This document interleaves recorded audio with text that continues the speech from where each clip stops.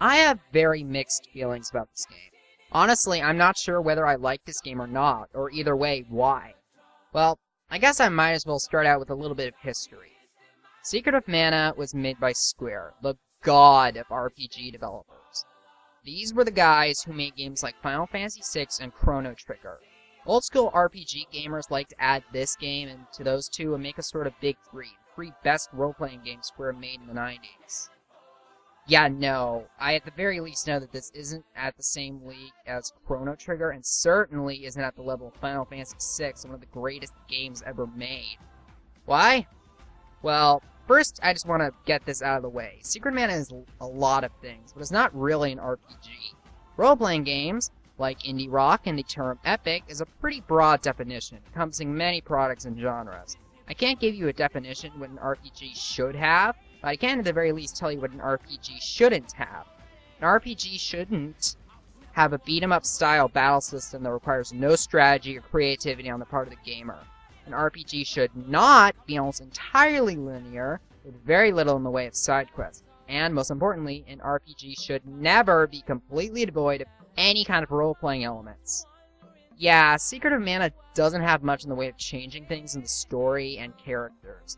There are only 3 things in Secret of Mana that are like a traditional RPG. A huge story, use of magic, and leveling up. Other than that, I don't really know which subgenre or even genre I have put Secret of Mana in.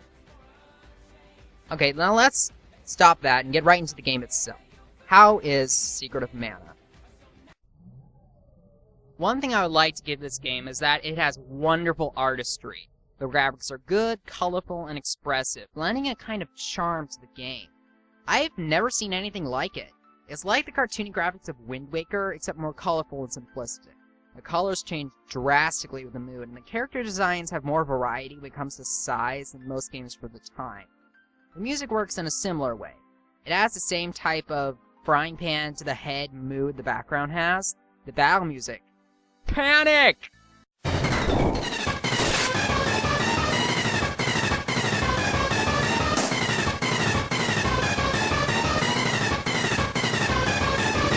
The only scary music. Unsettling insanity.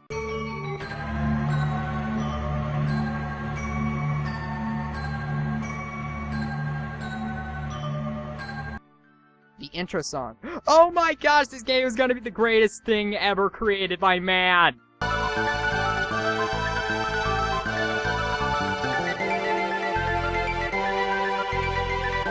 And the ending music? Yay!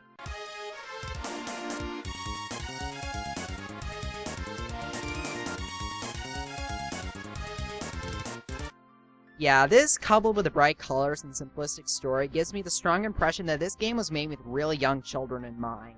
And in that respect, I can't really complain. In fact, out of the big 3, Secret of Mana is definitely the most kid-friendly. It's harmless enough, and has a few good morals to it, like how power corrupts and how happiness comes from relationships and not material possessions. It doesn't have character deaths, suicide attempts, the apocalypse again, or philosophical questions.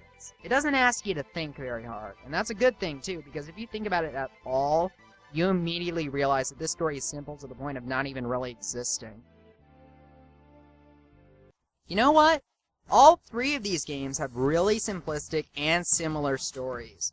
There's this big bad villain who wants to kill everything, so you, the everyman with a huge destiny thrust upon you, needs to get a ragtag team of villain stoppers to stop the villain. And it's hard. And it takes a long time. It takes at least 20 hours. The story is simple and without many new things in all 3 cases, but what made it work in Chrono Trigger was how the story was told.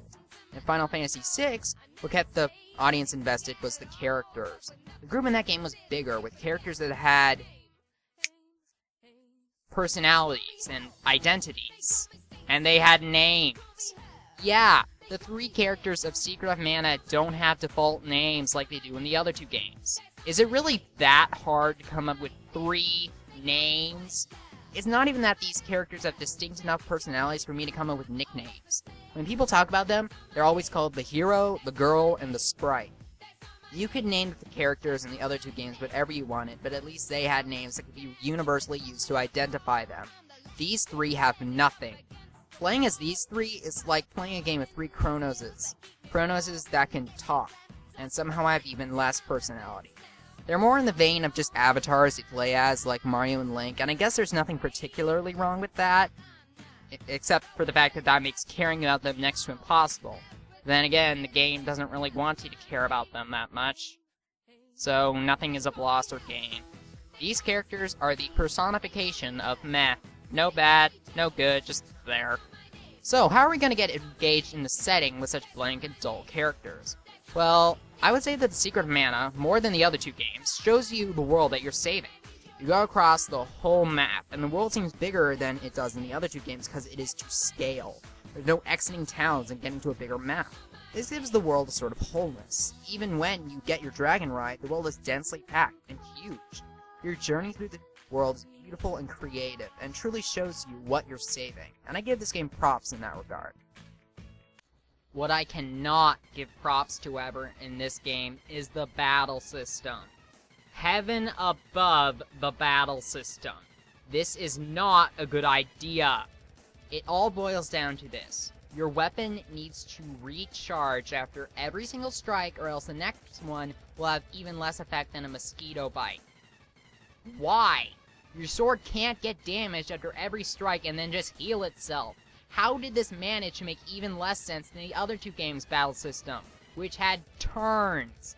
But of course, the enemies don't need to recharge their attacks. They can hit you whenever they want. This degrades all battles to hit-and-run tactics. You hit the enemy once, run away, wait 2 seconds for your weapon to recharge, and then hit them again, repeat endlessly until they die.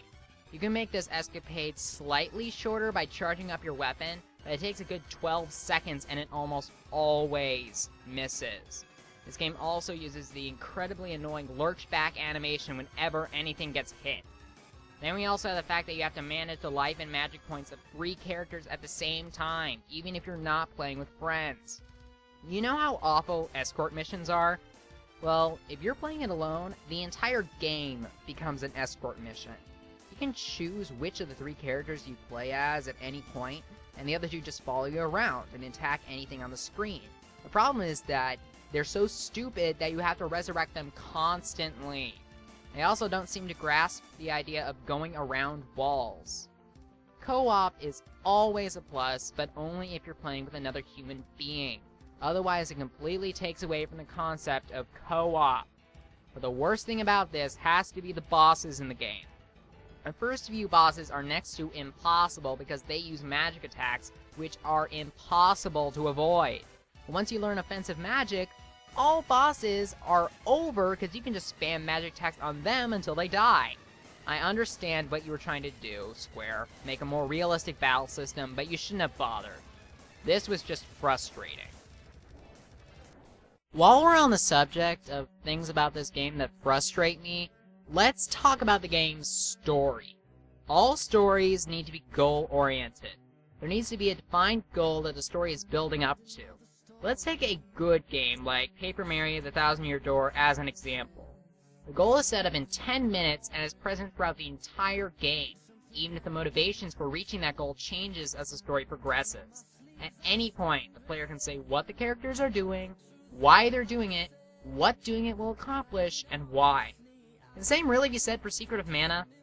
Well, yes, but it might take a minute to remember because the story isn't very prominent.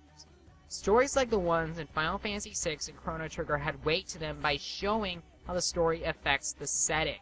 Show, don't tell. This provides a sense of urgency and makes a conflict feel like, a conflict. In Secret of Mana, this happens only a few times, and mainly just to establish motivations for the main heroes. There isn't even that much emotional interaction between the heroes and no glimpses of what the villains are up to. Most of the game is just spent walking around forests. There is a lot of walking around forests in this game. It's like the Blair Witch Project, only with more witches. It's not that the story is bad, they just didn't do anything with it. They didn't develop it at all, which gives the impression that the story is making cameos instead of just being the story. They never did anything to warrant the 20-hour length. This makes the story thin to the point of being absent, which makes the satisfaction of winning a little bit less satisfying. A story without weight is a story without drama. which is why this game's plot is so inherently forgettable. Also, for a game called Secret of Mana, there isn't much of a secret of mana. They talk about mana a few times, but the secret is either mentioned once and then forgotten, or not mentioned at all. It's very clear that this game is called Secret of Mana because they needed an epic name. It doesn't really pertain much to the actual story. Despite this game's shortcomings, I respect how hard it tried. Usually when a piece of entertainment turns out bad, it's either because of a lack of effort, lack of talent, or a combination of the two. In The Secret of Mana, things turned out the way they did because the developers took too many risks. That's the distinction of trying and failing. But that's not to say all the risks fell flat. The ring system of organization was great, for example. But more risks failed than succeeded. The key word to think of when thinking of Secret of Mana is immersion. It works better as escapism than it does as entertainment. There's a very prominent insert yourself here aspect to the game, especially for kids. I mean, think about it. Our hero, who doesn't have a name, downtrodden, misunderstood, and put upon, but he goes off to save the world despite being so young. This game has abject hatred of authority, kids having the same privileges as adults, including marriage at one point, and a subplot that involves rescuing Santa. Basically, Secret of Mana is to kids what Twilight is to teenage girls, which is probably why this game is so polarizing. Like with Twilight, it's hard to love it as much as its intended audience could if you aren't in that demographic yourself. But that doesn't mean Secret of Mana is bad, it just has a very specific target audience. Final Fantasy VI is remembered for the characters, Chrono Trigger is remembered because of the epic story, and Secret of Mana is remembered for the escapism. There's a place for that.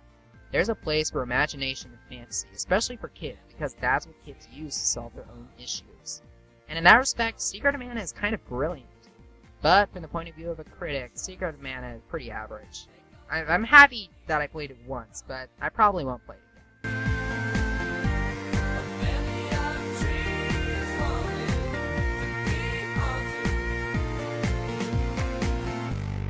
Water is warm, but it's setting me